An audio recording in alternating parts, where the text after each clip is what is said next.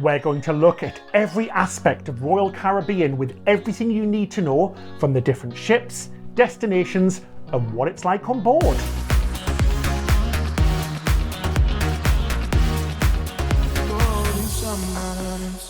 Ahoy there, cruisers. We're Cruise with Ben and David. Together, we're David. Let's get on with the show. Let's start with a brief rundown. Royal Caribbean was founded in 1969 and had 8 classes of ship. Some of the older types of ship are very different to the newer ones, and that can really change the type of holiday. So should we take a look at some of the different types of ships, David? Let's kick off first with the oldest class of ship going up to the newest class. So the oldest class is the Empress class, and this consists of just one ship, and guess what it's called?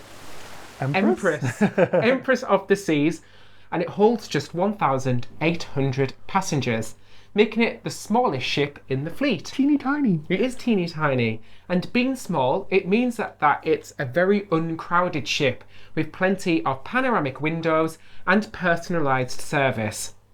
However, it misses all the big and new features that you find on the new ships, but you can grab yourself some bargain cruises on these ships.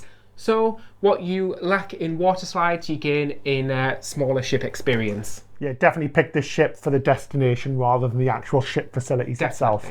So next up is the Sovereign class. This was built in the early 90s, and again, there's only one ship, Majesty of the Seas. And she's a little bit bigger, holding 2,300 people, and she was refurbished a few years ago, making her all shiny and new again. Ooh. Again, she's missing some of the bigger features of the newer and bigger ships, and is better suited to short or bargain cruises.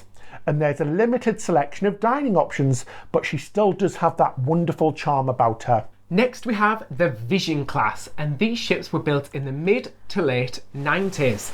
There are 4 ships in this class: the Grandeur, Rhapsody, Enchantment, and Vision of the Seas. These are smaller, more intimate ships that hold around 2,000 passengers. They are super relaxed, and it's so easy to find your way around on these ships. The benefits to this class of ship are their beautiful glass panoramic windows with amazing views on offer. Again, it doesn't have all the bells and whistles that you'll find on the newer ships, but they are still charming nevertheless.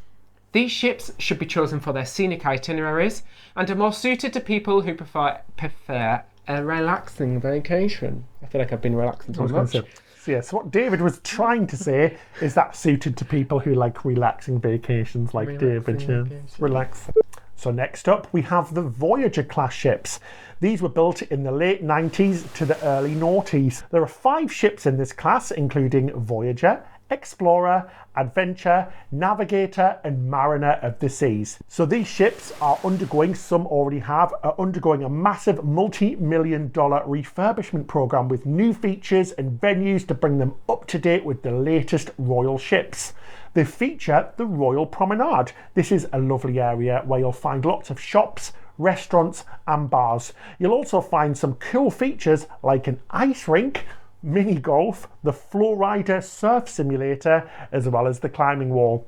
This makes them a really great choice for families and those who like to have fun. It really is a good all-rounder, isn't it? It really is a good all-rounder. Love the Royal Promenade and all the extra features on board, and most of them are included. It's like a little mall, isn't it? You can walk through there. There's coffee shops, restaurants and bars. It's really nice, isn't it? It's the hub of the ship. Really comes to life in a night. The whole thing's like parties, so 90s parties, 80s parties. They even have a parade, which is really cool. Yeah, and it actually makes getting around the ship really easy as well. It does. It's just the central hub, isn't it? Yeah. So, on to the next class. Is the Radiance class. The Radiance class features 4 ships: Radiance, Brilliance, Serenade, and Jewel of the Seas. Oh, they sound classy, don't they? They were built in the mid-noughties and hold over 2,100 passengers, meaning they're a slightly smaller ship. They are beautiful and elegant ships with over 3 acres of glass and elevators offering picturesque views. Oh, lovely. On these ships though, you'll never forget that you're sailing. There's no Royal Promenade, but there's still lots of features including a vertical theatre for an aerialist show, themed dining rooms, lounges, and a pool with a retracting roof, which makes it perfect for cruises that are in cooler climates. These ships are perfect for those who would like to relax, as the other ships tend to offer more activities. So one that does offer more activities are the Freedom class ships. These were built in the late noughties and hold up to 4,500 passengers. There's 3 ships in the class: Freedom, Liberty and Independence of the Seas, one of our favourites. These are basically lengthened versions of the Voyager class, which we just talked about, with many of the similar features, including a royal promenade, cantilevered whirlpools, water parks and an ice rink. All 3 ships are undergoing refurbishments to amplify them with new features such as amazing water slides, escape rooms, and even a VR trampoline. You'll find loads of onboard activities and entertainment. There really is something for everyone. So these ships attract families, active couples, and even mature travellers, making it another really good all-rounder. Definitely, and those amplifications are really making the ships feel like new again, aren't they? They really are. They're really, really great. We've taken our family on them before. There's some vlogs in our playlists, and honestly, every single person had a fantastic time, just because there's so much to do, isn't there? Yeah, definitely take a look at our Independence of the Seas transatlantic vlog to see what life is like on board. So next up is the Oasis class, and this is the one you've probably heard about. It's the biggest cruise ships in the world. They are the biggest cruise ships in the world, I should say. They're still being built, and they were first built in 2009. These ships hold around 5,500 people, so yeah, they're massive. There are 4 ships currently sailing: Oasis, Allure, Harmony and Symphony of the Seas. Wonder of the Seas is currently under construction and will be aimed at the Asian market. The older ships in the fleet, such as the Oasis, have been updated to add new features such as the terrifying Ultimate Abyss dry slide, and all the ships feature unique neighbourhood areas such as the 5-deck high boardwalk and Central Park, and that Central Park is really pretty. Gosh. It's literally like a park on a ship, guys. Yeah. You can't understand it till you see it. Honestly, they are amazing. They've even got a little merry-go-round in the middle, and shops and bars and restaurants. It feels like a holiday resort, doesn't it? And live plants. And when people say like cruise ships are like cities, this one really does feel like a city at sea. But as they say, size comes at a price, and these ships can get really, really busy, especially with children and families. So expect long lines during the holidays when the kids are not at school. These ships are really best for active people and particularly families. Basically anybody who loves to have an adventure. There is so much to do on board these ships. There is more places to eat than possible in a cruise, and they have the most cutting edge technology like the really cool bionic bar. You'll also find plenty of water slides, a zip line, an ice rink, a huge indoor and outdoor theatre, plus much, much more. And the fantastic thing about the ships is that almost all of the activities are actually included in the cost of your cruise. Yeah, they are absolutely nuts, guys. If you've ever seen one of these ships in port, you will know it because it's a monster. So, finally, we have the Quantum class. This is the newest class of ship. They hold around 4,200 people and feature many of the same features as the Oasis class. There's 5 ships in this class: the Quantum, Anthem, Ovation, Spectrum and Odyssey of the Seas. These ships are really cool and really focus on technology, filled with features such as the bionic bar and a 2-deck high venue called 270, which features some amazing seamless video projection screens, robotics and human artistry. There's also dodgems, you heard me right, rollerblading, a parachuting simulator, and the North Star, which is a giant moving arm with a platform where you can get some amazing views. These ships are packed with bars, restaurants, and shopping venues. They also feature 2 beautiful solariums, one for families and the other adults only at the front of the ship. It's the nicest area ever, and it makes them perfect for cooler destinations like Alaska. Some dining and activities can be expensive on the ship and do require reservations, but these ships are great for fun-loving families, adults, groups and couples. So, let's talk a little bit about the destinations. Well, to sum it up, there's a massive range of itineraries and destinations available around the world, including the Caribbean, Alaska, Europe, Australia and Asia. There's also special, longer world cruises, as well as repositioning cruises across the transatlantic and the Pacific, plus the Panama Canal. I'd love to do the Panama Canal. Oh, me too. Cruises range from 2 nights all the way up to several weeks. In the Caribbean, you'll find several of Royal Caribbean's private islands, including Labadee and their brand newly updated Perfect Day at Coco Cay. These resorts are really, really amazing and include loads of activities like water parks, sports, ziplining and idyllic beaches. Oh, they're amazing, aren't they? They And are. as we say, they're completely private, so they're just for Royal Caribbean passengers, so there's nobody there bothering you or anything like that. You're completely safe with all of your family. Yeah. And they're just gorgeous, aren't they? They're a really great beach day, and you've got obviously all the facilities. You've got the bars and you've got the dining venues on the islands as well. Absolutely. The only thing to remember though is that a lot of the activities are an extra charge on these islands. Now, let's look at some of the dining. Me too. The main dining rooms are all included in the price. These are open for breakfast and dinner, as well as lunch on sea days. You can either pick set time traditional dining. This is basically where you dine at the same time on the same table every night. Or you can choose something called My Time Dining, which is more flexible, and you can choose to eat any time between 6 and 9:30 p.m. You will usually be seated on a different table every time, but obviously this gives you a little bit more flexibility, but sometimes you do have a little wait as well. There's also a number of complimentary quick dining options, such as the buffet. Some of the quick service restaurants include the Pizzeria Sorrento's, the Cafe Promenade, serving sandwiches, pastries and treats. Room service is an extra fee and at the time of filming costs $7.95 for everything you order, so you can order loads of plates and you'll slowly pay that $7.95. Yeah, that's just a one-off delivery charge. Royal Caribbean offers some of the largest range of specialty restaurants at sea. A specialty restaurant basically means that it has an extra charge. So you've got everything from Jamie Oliver's Italian to Japanese cuisine. There really is something to suit every single taste. Formal nights are nights where formal dress is required in the main dining room. A shirt and trousers for men, or a blouse and trousers or dress for ladies will suffice. You don't need to do the whole tux thing. The number of formal nights change depending on the length of your cruise. There are usually 2 formal nights on a 7-night cruise. And if you don't fancy dressing up, it's absolutely fine. You can go to use some of the other restaurants or eat in the buffet. Yeah, don't worry about the formal nights. They're really not as formal as you would think. And even recently they've changed the name to Elegant Night.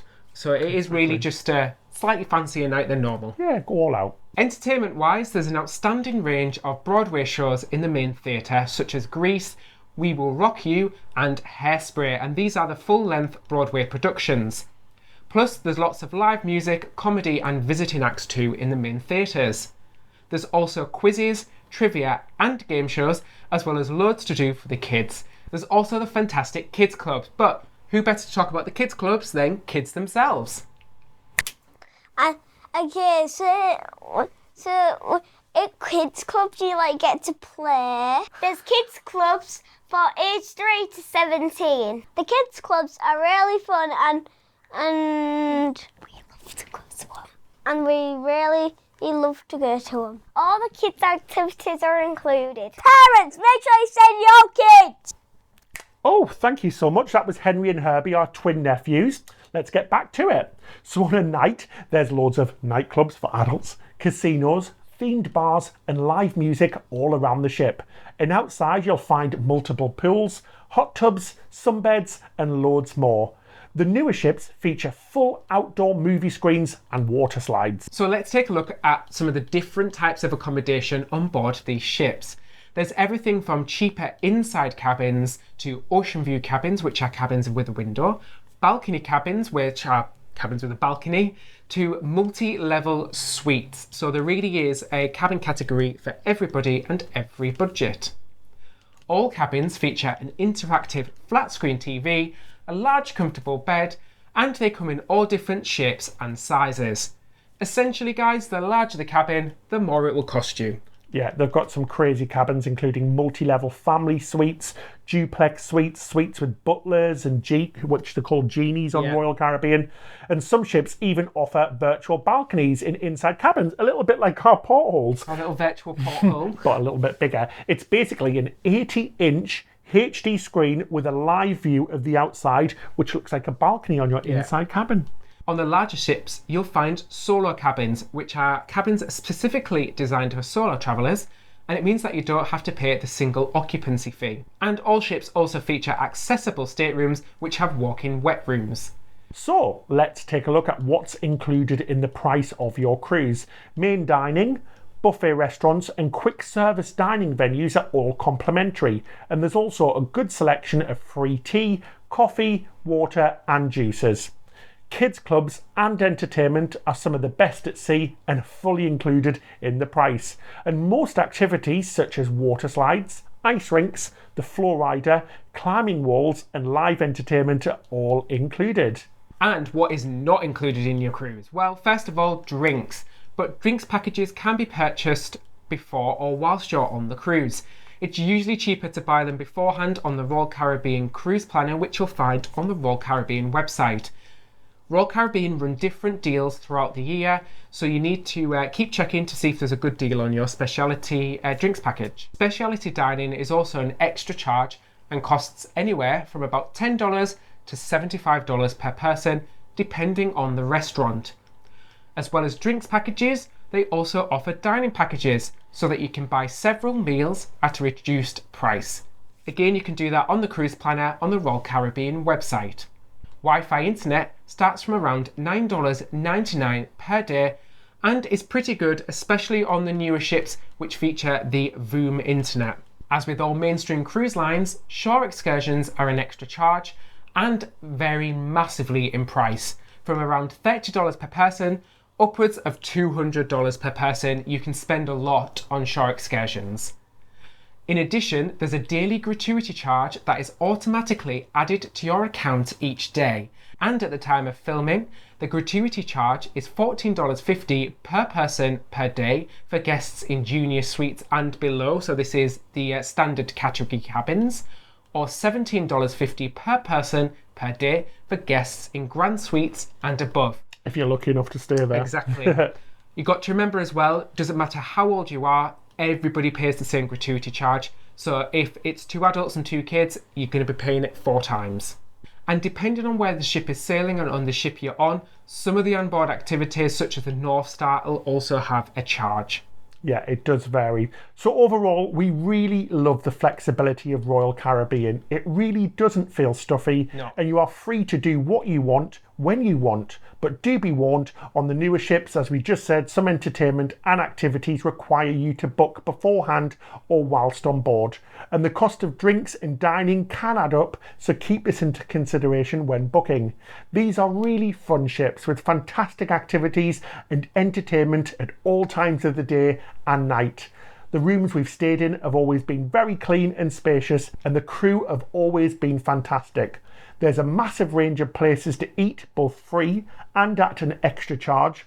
It does really feel like modern cruising, doesn't it? Yeah, I think the biggest thing I always take away from Royal Caribbean is that they're a great all-rounder cruise line for families and individuals alike. If you do want a more traditional style of cruising, look at the older ships. But if you want something that's new, modern, packed full of fun, you need to be looking at the newer ships. So guys, that's it for our video for our ultimate guide to Royal Caribbean in 2020. We hope you really enjoyed it. Please do let us know what you think in the comments below and hit that subscribe button so you're subscribed. We've got some amazing Royal Caribbean videos coming this year. Hint, hint. Hint, hint. Also, if you liked this video and you'd like to support us even further, you can take a look at our Patreon where you get loads of rewards in return. Cruise Captain of the Week this week is Amy, so thank you, Amy. That's it till next time. Happy cruising!